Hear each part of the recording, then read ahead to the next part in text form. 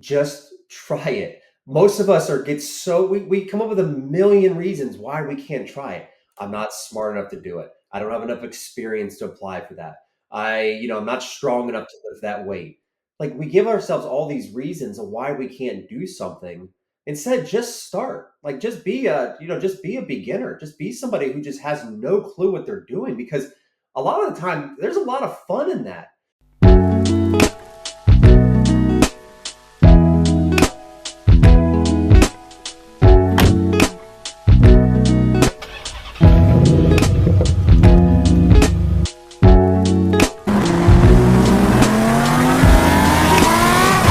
Welcome, everyone, to another episode of What Drives You.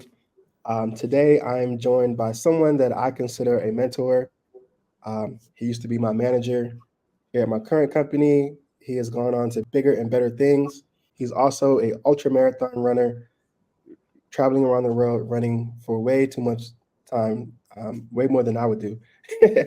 Welcome, everyone, and introduce you to my former manager, great friend, Mike Al. Mike, how are you doing today? Hey Taniko, good. Thanks for having me on. It's been really fun getting to watch, your journey through this channel and getting things started up. And so you reaching out and offering me to come on and speak a little bit is an honor and a privilege. And I'm looking forward to getting to, talk a little bit more with you about it all. Awesome. Well, the first question that I like to ask everyone is, like, what is your story? What life events have led you to where you are today? Oh, my story I feel like is really complex, but also really fun and tons of lessons. I would say, kind of like what has molded me into where I'm at today is one, just really supportive family growing up that helped kind of like show me, the difference between right and wrong.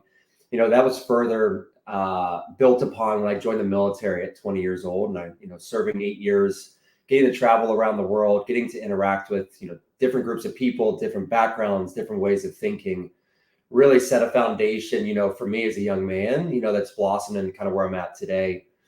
Coupling that with a little bit of corporate America experience, dabbling in technology, getting to interact with folks from those types of backgrounds, and then just working on myself throughout the years, is another angle I would say kind of makes me who I am. But underneath of all those layers and those covers there's a I think a really human person at the core of who I am, and just really just wants to just discover what there is out there in this world, both from places through experiences and just interacting with folks. So it's kind of a little bit about who I am and kind of what makes me me. No, that's awesome. Um, and I know like you've done a lot um, over the years and everything like that. But what would you say is like the number one thing that has made you successful? I think persistence and consistency are the two biggest things that have helped me the most. And what I mean by that is that I think that a lot of us, we have really big goals, we have really big ideas that we want to go after, but whether it's through self-discipline or through consistency and the persistence can kind of get in the way a little bit there. So I pride myself on, being persistent, continuing, just to inch a little bit closer every day. I think has led to a lot of the different successes in my life, whether it's professional or personal, would be those things right there. Now you are someone whose energy has been infectious. You have really positive energy all the time, and that's one of the reasons why I loved working with you. Like how do you keep that energy going like all the time? Because no matter what I throw at you, you seem to just have a positive response for it. Yeah. Well, let me start by saying, I think it's a choice to, either have that positive energy, think of it as like an energy booster in any given situation, or an energy vampire. I mean, you get to decide which one you want to be. I mean, and so I just operate from I try to find the silver lining, the positive in any experience, feel the pain, feel the frustration, feel the discomfort, but, work as quickly as possible to, transform that into more of a positive outlook. And, I recently came across a quote and shared it with some folks. With it says, the pessimist may be right at the end of the day, but the optimist had the more fun journey along the way. And so, it's just a way to kind of reframe or reshape, our experiences into more of a positive outlook. it just overall just makes me feel better as a person. And I think that those around me, it helps to kind of, shift the direction in whether it's the narrative, the topic, the discussion, into one that's, brings others along with you. Awesome. Um, no, I love that, like just the mindset aspect of it, and just you have the choice of how you respond to things, and you choose to respond positively. Um, Mike, what is it that makes you get up every morning? Like, what drives you? Yeah. What drives me, I think, is just maximizing the potential that I have, while I'm still alive, right? We're all here. We're all lucky enough to be alive together, right? In 100 years, none of us will be around. And so it's, hey, what can I do every day to get a little bit better, as a person, as a father, as a husband, as a son, as a friend, colleague. It's the maximizing my potential while I'm still here. That's what drives me. That's what gets me, out of bed. That's what gives me a ton of energy in my day. And so that's it's really as simple as that. So the things that I focus on, the goals that I go after, the successes that I want to achieve in life are largely dictated, based off of that. Great. You were one of the people that always have told me, like, just getting 1% better, and doing that little thing to increase your just who you are as a person is what kind of motivates me to do a lot of what I do as well. What adds up to Nico? I mean, when you're consistent and you continue to chip away at things, you're going to get better at it. Whether you're starting something from scratch, never done it before, or you're a seasoned vet. If you continue to just inch closer and closer day in and day out, you're going to see in 6 months' time, in 12 months' time, a tremendous amount of progress towards that. I mean, when you could use me as a good example. When I started running, it was like trying to run a mile, trying to run 2 miles felt like a entirely monstrous mountain to climb up. Not no pun intended there, but it's true. But over time, those miles became easier. It's like going to the gym, showing up for the first day, not knowing what any of the equipment is like, right? How do I do the exercises? Feeling intimidated by people that have been there longer than me, but just coming back and centering yourself and saying, hey, they all started right where I'm at right now. And so just coming into it with the mindset a little bit better every single day, you will see progress. But it's the consistency and the discipline to keep at it when you're not seeing the results every single day. I think that separates people from maximizing that potential in their life and from the rest of the pack. No, yeah, that consistency is definitely important. I know it's been a little bit of a struggle for me with this channel. Had a couple of things that kind of set me back, and kind of derailed what my initial plans were. But I've been trying to just be in love with the process. Not really focusing on like the how many views or anything like that, or how many people are sharing. Just focusing on actually like just doing it, recording, creating it, putting it out there, and when once I just need once one video pops and I have a lot of backlog to like for people to kind of catch up with, then I know that it'll be successful. But for right now, I'm just trying to be in love with the process, like you said, like just being consistent, not really expecting those immediate results and stuff like that. Well, I mean, think about it also. Like, how are you measuring success? I mean, if you're measuring it based off what everybody else is doing, everybody else's posts, who's gotten more clicks or views, comments, reach on their posts, then it's like they say, thief. The comparison, thief or what? Comparison is a thief of joy, For right? joy. Mhm. If you're constantly comparing yourself to that, instead think of it as like, let me compare myself to where I was at yesterday. Where was I at last week, right? Like, can I close the gap on, making it a little bit more efficient in how I produce the videos, how I edit the clips? Like maybe that's how to define success, because when you do it that way, at least from my experience, it's a little bit more fulfilling because I'm getting better against myself versus everyone else, because everyone else is starting from a different spot. They have different obstacles that they've got to overcome on their journey. They might have got lucky with a video that, propelled them.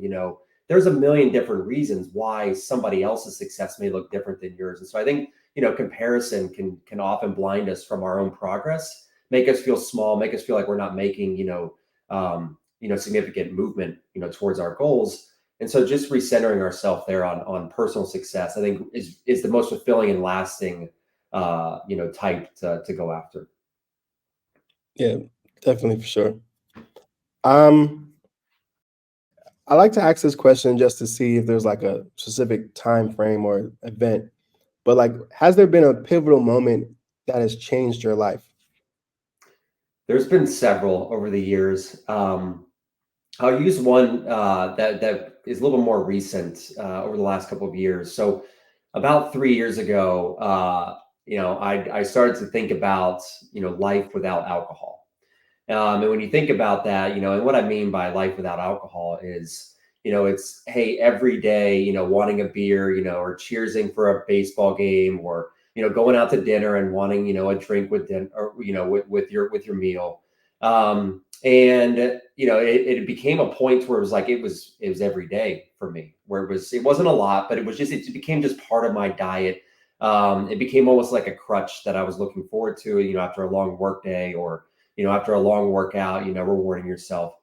And I started to get really curious about, life without alcohol and like what could that look like? Having seen others go through this experience, removing it completely, going sober without it. I decided at the beginning of 2023 to spend 66 days of reshaping my habit, my relationship with alcohol, where I would remove it completely and just see what happened. I didn't have any big, goals. I wasn't trying to get rid of it out of my life forever. It was just an experiment to kind of understand habits in my life. And the reason why I use that is that what happened over those 66 days completely changed everything about my life. Meaning, I didn't just see the benefits of, waking up every morning clear headed, feeling refreshed because I was getting better sleep. My relationships, in my marriage and my friendships, professionally, I started to show up a little bit more clear. I showed up a little bit more energized, for the people around me. And I started to take note of like, well, what has changed in this whole thing? And I came back to, well, you removed a significant part of your life that you now had to fill that time with other things. So now you're spending more time working on your marriage because you're taking walks in the evenings versus wanting to have a beer and just chill out on the couch. You're spending a little more quality time there. Or you're waking up to go on a workout feeling really refreshed and you're getting a great workout in because you're not dealing with head fog or dealing with a headache from a hangover. And so when I look back on that journey, those 66 days, it wasn't necessarily a result of completing those 66 days. It was the person that I became along the way. I had to unbecome a different version of myself, become something completely new, and in the process reshape the way I look at life as a whole. So now when somebody brings up alcohol, something like that, it's an easy just no, just like it would be if we said no to a certain soda or we said no to junk food. It's just become like who I am. And so what that's done is it's improved all those relationships. It's improved my quality of life, my energy levels. So that's one thing that I would point at as like a significant turning point for me personally. And why I bring that up also is that sometimes the changes that we need to make are right in front of us that could actually be the biggest unlock in our life. And for me, that was alcohol. For Mm. you, that could be maybe going and actually going to the gym and really consistently working out. That could be finally starting that blog you've been wanting to write for a long time, right? Or it could be removing the habit of always leaving dishes in the sink before you go to bed. It could be something in your day to day that if you just removed it, you just said, you know what, I want a life that's different than what it's always been, and you just remove something, you might actually find that like that was the unlock you've been looking for. It wasn't trying to start something new, it was actually removing something that you've been spending too much time invested in that wasn't returning the favor on the back end for you. No, I appreciate that, and I've been having a losing battle with um, giving up alcohol. I've gone like especially during the pandemic, there were periods where I was drinking a lot. Like I was home, was working from home. Alcohol was easy to access, and so there was a time period where I did kind of cut off cut it off for like maybe about 5-6 months. Um, but but I never took it into account like what kind of had changed or anything that was different. And I think that aspect of it is something that I want to do again, and just to see, like how are things differently if I remove that from it. Because I've always thought about it like I come from a culture that's heavy on drinking. Alcohol is just a part of everyday life. We put rum on babies' gums when they're teething and stuff like that to drinking, and for any occasion. And so, but I've always just thought about like, like why? Like why is that such a part? Like why do I drink like this? Like, a Mhm. lot of times I'm not even feeling the effects of it as much because I have such a high tolerance, but I'm still doing it. Like why? And so I've been challenged. It's been a challenge for me to try to like, because it's also the social aspect of it and being around people and going out and stuff like that. But I I definitely want to.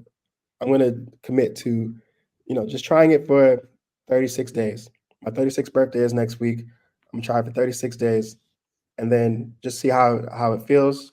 I got a lot of life changes, but happening right now. But I think that's one that I can just like commit to, and then just kind of go from there and see how things go. Because I do want to make some changes and make just kind of grow a little bit as a person, um, and trying to make things work. But yeah, definitely, I like that thought process, and I like how that was like pivotal for you. Yeah, I mean, it's a lot of us struggle with we wait for something to happen and then we'll become, that person, right? Like we wait for, the beginning of the week to start a new workout because then we can become, a gym, person. Instead, like in this situation, it's more about, become the person that you want to be. Start acting like the person you want to be. Like, what does that person do? And so, in Mhm. this case, we're talking about alcohol here. You could apply it to anything, but start just being a person that doesn't drink. And so, how you do that is that in a social setting, you brought it up, because, social, like people are all having drinks. One of the things that I did there is I still showed up to these events. I still went to sports games during this time, but I showed up as a person who doesn't drink. And so I would show up with my own drink in hand. I would Mhm. show up with my own beverage of choice, or I would, go to the bar and I would purposely order a drink because that's just what somebody who doesn't drink does. Like they don't think about ordering a drink. They don't think Yeah. about the situation they're in. They think like that's just, hey, I'm in a social setting, and like for me, I just get a soda. Like I don't. And so the lesson here is more of like to become the person, act like the person you want to be, and let everything else follow versus waiting for all of the ducks to line up in a row and then you'll become that person. It Yeah. hardly ever works that way. And so in that case, that's a good reminder there, to become kind of who you want to be first. Yeah. No, I definitely agree with that. And like I said, this is why I love talking to you, because you always bring out something to challenge me into growth, which is what I really appreciate about you. Now, this show is called What Drives You? And so I do want to talk about cars a little bit. If money were no object, what would be your dream car? Um, I don't think I have a dream car, Taniko, and that's going to probably disappoint you. My dream car, honestly, would probably be some sort of camper van where I could, travel and set up at the base of any mountain and just go explore and run, to my heart's content. That would probably be my dream vehicle. But I'm far from the type that is sifting through car magazines or knows all the parts of the vehicle. To me, the car is really a means of just transportation. So I don't put as much stock into a fancy car. I mean, I think I probably have my types, but um, I'm not the person who probably could rattle off five of the best cars that money could buy. No, this question, what I've learned by asking people is that like not everyone puts priority on those high end things. most people that I've asked the question haven't named anything luxury. There has been no Lamborghinis, no Ferraris, no nothing that's been answered. A lot of times it's more practical. Um, and so a camper, is a great vehicle, and it does what you want to do because you like to do those long mountain trail running and stuff like that. So that's a great answer. I'm not expecting anyone to be like, oh, you want this and like whatever it is that makes you happy. That's what that question is kind of to bring out. Yeah, And I do think it's unique. Each person has something different that they want. it's a great question, Tanika, and it makes you think even a little bit deeper around the question. So you use a car, for example, to kind of understand like what's important to people, but you could use that with anything, right? Like if money Mhm. wasn't an issue, or if money could buy anything, or if you could remove, if money could remove one obstacle in your life, like what would it be? It really does shed a solid light on who that person is. Like, what do they value? Do they value time? Do they value materialistic things? Do they value, whatever? Like, it's a very great question that really helps you to kind of understand people. And so I would challenge you to, use that in other ways just to kind of get curious about folks that you're interacting with. Okay. Yeah, I can definitely evolve that question a little bit and learn a little bit more from it because like I said, I do. Um, Depending on the type of person they are, like I like to ask that question because if they're more into cars, then have another question I can follow up with, or if they're not into cars, then we can talk about something that they're more into and stuff like that. So um, I think it's awesome. Let me Now, ask you. So I'll return the favor and ask you in a mhm. similar way. Like, what if money wasn't an issue and you didn't have to worry about working, like what would you spend your time doing every day? Like what is something that gives you a ton of energy that you could invest way more time in if money wasn't a thing? um, for me, it would be traveling and connecting with people on a local level. Um, like I want to take my kids to different countries and have them learn different languages or just interacting with people from different cultures. I think that's been one of the things that I've been blessed with. I come from a small island. Moving to America is technically, a big move. And I've spent most of my life in the States, but then, I would spend time in Japan, spend time in Costa Rica. I've traveled to different small islands and different countries in Canada, Mexico, Europe, and so just being able to like interact with people, I get a lot of energy just from meeting new people and just being able to talk and just find out, people, everyone has a unique story, and I just like to communicate. And so I think that if money was no object, like I would definitely be traveling, on a beach at a little tiki bar or something like that, talking to people and saying, hey, how are things here? Like, how are you feeling about, how's the weather? How are you guys feeling about tourism? Um, how have things changed for you over the past couple of years? Like, just kind of asking those questions, finding the best local food spots, not the ones that, they send tourists to and say, oh, this is the greatest, like, give me the one that you go to. Tell me where you like to buy lunch. Is my safety in concern? Not really for me, but I've had myself in some dangerous situations that I've been able to make it out of pretty fine. Um, and I don't want to put my kids in that, but I do want to like just expose and be in different environments and see different things and look at it differently. Like I want to play soccer in Brazil. Um, I I'm not anywhere on their level of talent, but I can play a little bit. And I just want to say that I played soccer in Brazil, and I was in the favela and we were kicking it and all like just I just want to do those kind of things because the world is such it's as large as the world is, it's still a small space. And like I've connected with people like literally, let me tell you how small the world is sometimes. So when I was in Tokyo, Japan, I was on the train heading to this nightclub. And there was another guy on the train, another black guy on the train who had on some nice shoes, some like really fly kicks. So I was like, "Hey, did you get those kicks here? Like, what store did you go to so I can try to go buy some?" He was like, oh no, I got these in Chicago. I was like, oh, okay, I have some friends from Chicago. He was like, oh yeah. I was like, yeah, my dance team is based out of Chicago. He was like, oh, right, what dance team? I was like, oh, House Arrest 2. He was like, I used to dance for them. And I was like, stop lying. He was like, no, I did. And this and that. Long story short, we ended up both going to the same college. We both knew the same people. I did not know him prior to meeting him in Tokyo, Japan, on a random subway to the club. But I was able to find someone, and I've been connected with them ever since. And so like I just those kind of interactions and those kind of things you just can't.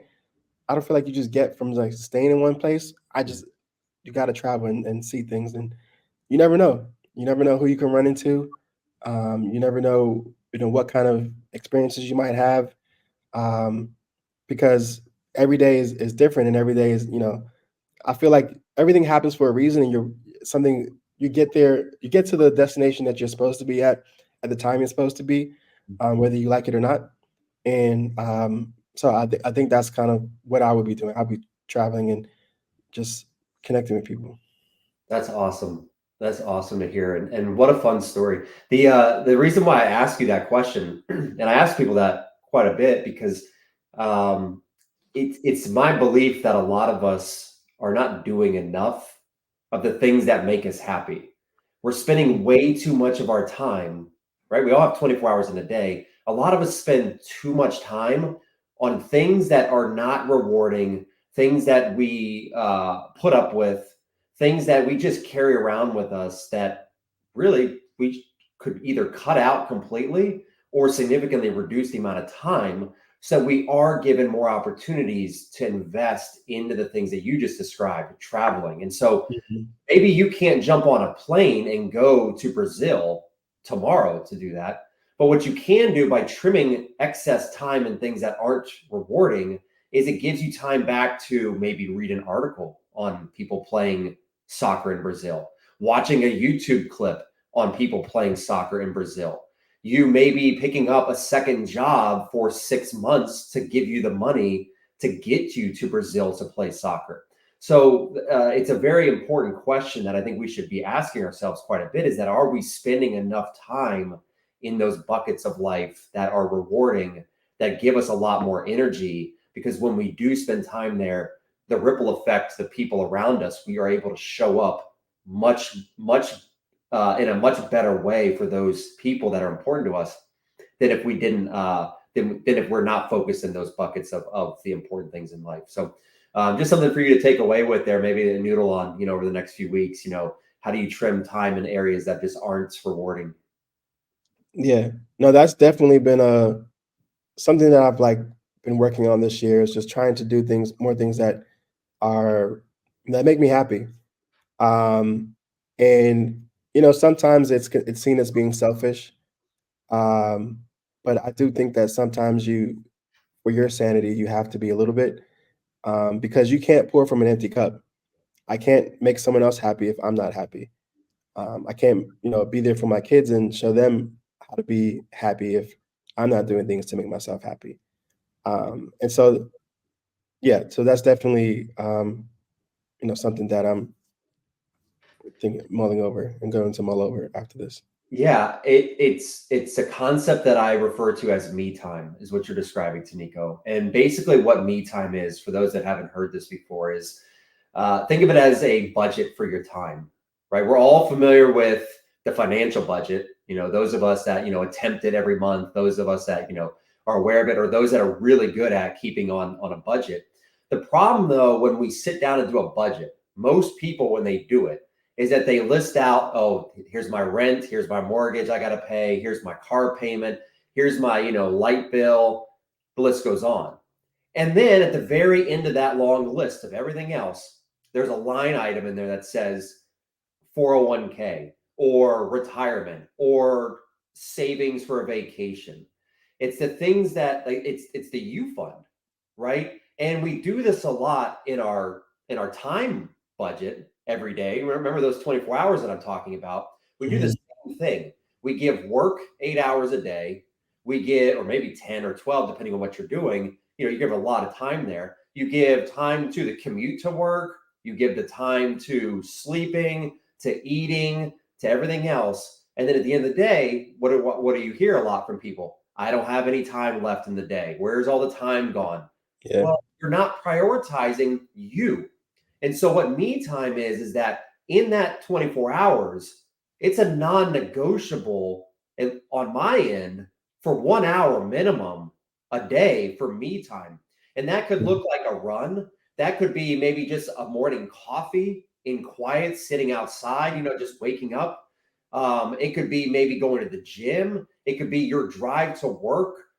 Like whatever that is, it's protected, non-negotiable time that allows you to go internal with yourself, process life. Where are you at? What are the things you want to do? How are you showing up for people in your life? There's a million things that you can work on during me time, or you could just be like, I just want it to be quiet, and I don't even want to think about nothing for this hour or 30 minutes. But make sure you have me time, and then work, then sleep, then all of the other things are built around that with what's left over. Too many people are spending their lives allowing life to dictate their 24 hours versus them being intentional and spending the time where they get the most bang for their buck with it. Mm-hmm. No, yeah, that's deep. I completely agree. So you'll see some changes. And it's not directed at you, Taniko. It's more of I just know. a lesson for everyone that's listening, or it's just, are you being intentional with your time? And if you're not, then change some things. And it doesn't have to be drastic. It could be little things, but change it instead of allowing it to continue. Because one thing's for certain, that time is not coming back.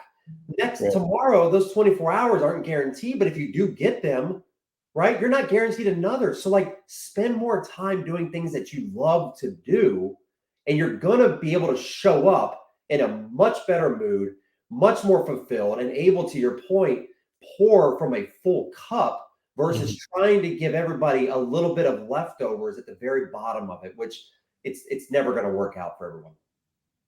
Yeah. Well, that makes sense. I want to ask you this last question because I feel like you're going to give a great answer for this. Mike, what do you want to be remembered for? Oh, deep. You just said that was deep. Now you hit me with one. I think at the end of the day, think of it as like a legacy. What do you want to be known for? And it's really simple for me.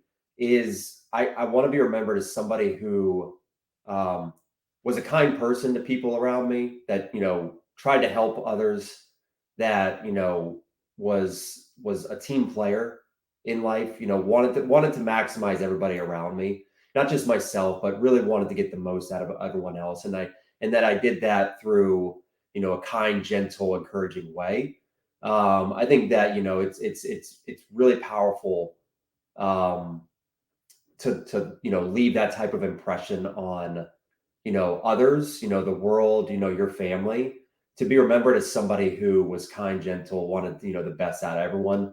I think it's something that, is really powerful. We could all strive to achieve that, or some version of it, in our lives. So I think that's the biggest thing, for me, that I would want to be remembered for. The second piece there, is, I was a great father, a great husband, a great son, to the people that are really important to me in my life. And I think that if you do the first piece there, that second part will follow, in a beautiful way. But yeah, ultimately it comes down to just, people like Maya Angelou, said, people won't remember, what you did, but they're going to make sure they're going to remember how you made them feel, so probably butchered it a little bit there, but it's true. People will remember how you made them feel, not necessarily what you did, right? People are not going to remember what I did in my career. When they're talking about me at my funeral, they're not going to talk about, well, he led, this team, or they accomplished X, Y, and Z, on the report that was due on Monday. They're going to say, Mike, they're going to say to Nico, they were a loving, caring husband, father, friend to people around them. Like, they were somebody who would take the shirt off their back to help you out, that would show up, if you were in need. Those are the types of that's the type of person that I want to be remembered as. Awesome. Well, I I'm going to remember you as that whenever that time comes, because I feel like you're that to me now. You've been a great, friend, mentor, inspirer. You've got me out to run, doing more running than I have previously done. And I love what you used to say. Is just like just do it, just try it, see if you like it. If you like it, cool, keep going. If you don't like it, stop. That's one thing that I've always taken from you, and I repeat to myself a lot of times. Just try it out, see how you like it, and then kind of go from there. I do it all the time, Taniko. You're right though. Just try it. Most of us we come up with a million reasons why we can't try it. I'm not smart enough to do it. I don't have enough experience to apply for that. I'm not strong enough to lift that weight. Like we give ourselves all these reasons of why we can't do something. Instead, just start. Like just be a beginner. Just be somebody who just has no clue what they're doing because a lot of the time there's a lot of fun in that, right? I mean, it's at least for me, discovering something new, that energy you get from trying something you've never tried before. And you know what? Maybe it burns out. Maybe the flame wasn't as strong at the end of the day. But Yeah. you look back on your life, you're going to say, you know what? I have these 50 experiences that I tried, that I went for. Did I succeed? No. But that 51st one that I did, it changed everything for me. I got it right one time, but I would have never got the 51 if I didn't start the other 50. And so Yeah. it just takes one time finding your thing. For me, I found running. That just happened to be my thing. I didn't like Yeah. running as a kid. I didn't grow up running track and field. I was in the military for 8 years. We ran every day. I absolutely hated it. But one day I found trail running, completely different form of running than I'd ever done before. And I fell in love with it, right? Had I just swore off running forever and not tried it, who knows where I'd be? Who knows what I'd be focused on? And so just try it. If you've got an itch to do something, a creative outlet, you want to, get a little bit better in your career, you want to, do something different for your family, just try it out. You know what I mean? Like just be Yeah. curious a little bit and just see where the world takes you. The world rewards people that are willing to put in the work towards something. If you don't put any work into it, it's a guaranteed 100% outcome of you not ever doing it. Uh, Mhm. and so you open up that can of worms. So I had to go down the rabbit hole with you on it, but yeah, just get started. Just try Yeah. it. If it doesn't work out, you have a story to tell. You have another chapter in your book that you can talk about. You have more wisdom on something. You have a better understanding of maybe a subject matter than you did before. But you wouldn't have any of that if you didn't at least try. Yeah. No, thank you, Mike. Like I said, your words of wisdom speak to me very often. I appreciate you for joining me today. And is there anything that you have to want to plug? Like what's next for Mike? Yeah. So next for me is I'm welcoming a baby girl in November. So I'm going to be a new dad, and it's a Congratulations. pretty sizable gap between my first and second. So I get to kind of relearn everything about parenthood, and so I'm really looking forward to that chapter coming up. Other than that, it's a lot of just going after things that interest me in that period of time, like Mhm. creating more to the story, attempting things that I haven't done.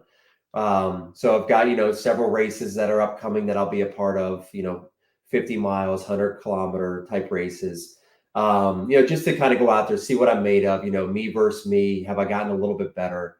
But the big thing though is towards the end of the year with welcoming our new baby girl. Awesome. Well, congratulations on, welcome on the new baby girl. I hope everything goes well and healthy. Um, I know how that transition of life can be. My son now is 18 months, Oh, so a wow. little over a year and a half, and he's been such a blessing. So I'm glad that you get to experience that again. Well, no better way for us to understand how fast time goes than to watch our kids grow up. That is It true. really puts, I think, an important reminder on us if we pay attention every day of just how finite our time is here, how quickly 18 years goes by, how quickly your 18 months, right, of your your newborn to 18 months, is that it flies by, right? And so it's that's not just happening for our kids, that's happening for us, right? Right. Our time is flying by just as quickly. And so just being there, just getting to experience fatherhood is something that I'm so happy you get to experience as well. And I'll definitely have to pick your brain since you have a little more experience here recently on what to avoid and the things that I need to pay attention to. Yep. But thank you, Mike. Let's have a wonderful day. And, really, like I said, I really, really appreciate you and all that you've done for me. Thank you again, Tanika, for having me. It's been a pleasure.